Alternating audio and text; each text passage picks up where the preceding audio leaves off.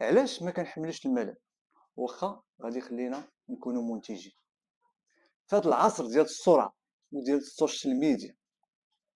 ولا صعيب علينا نتقبلوا الملل كجزء من حياتنا اللي غادي يزيد بينا القدام.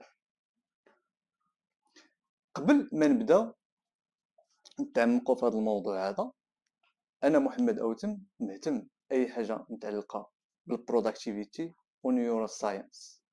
اي حاجه في البدايه بديتيها كتستمتع بها، اين فوا كتبدا كتدخل داك التكرار تما في تدخل في واحد الروتين وكتدخل في الملل، وكتلقى راسك بانك ديما كتعاود ديك الحاجه يوميا يوميا يوميا، وكتولي روتين عندك وكتدخل في واحد الملل. تما فين كتعرف راسك واش غادي تستمر ولا لا. الاغلبيه كيوقفوا في هذه المرحله ديال الملل، ولكن القله هما اللي كيستمروا وكيوصلوا لديك المرحله ديال ماستري، الاتقان، كيف قالها الدكتور روبرت غرين في الكتاب ديالو دو ماستري. الدماغ ديالنا فاش تيكون في الحاله ديال السكون والهدوء والتركيز، مثلا فاش كتقرا شي كتاب كتعمق مع داك الكتاب، ولكن كتبدا كتحس الدماغ ديالك كيبدا يحس بالفراغ وتيبدا يتهرب من داك الاحساس وكيقلب على حاجه اللي تطلع عليه، اللي تحفزو وتطلع عليه الدوبامين.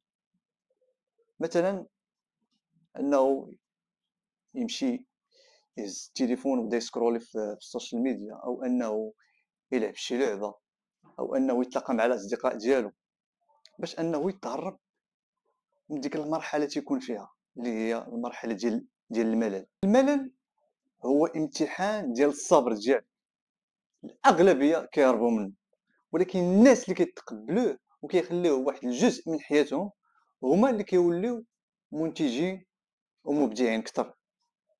داكشي علاش تلقى العلماء والعباقرة دازوا من هذا الملل والروتين والسهر ديال الليالي، بحال اينشتاين، اديسون، تسلا، واللائحه طويله. داكشي علاش في هذا العصر اللي ولينا فيه صعيب انهم يتعاودوا بحال هاد الاشخاص هادو، لاننا ولينا في واحد العصر ديال كلشي باغي اي حاجه بالزربه. كتبوا لي في التعاليق واش نتوما من دوك الناس اللي كيتقبلوا الملل كجزء من حياتهم، او نتوما من دوك الناس اللي كيبغيو اي حاجه بالزربه.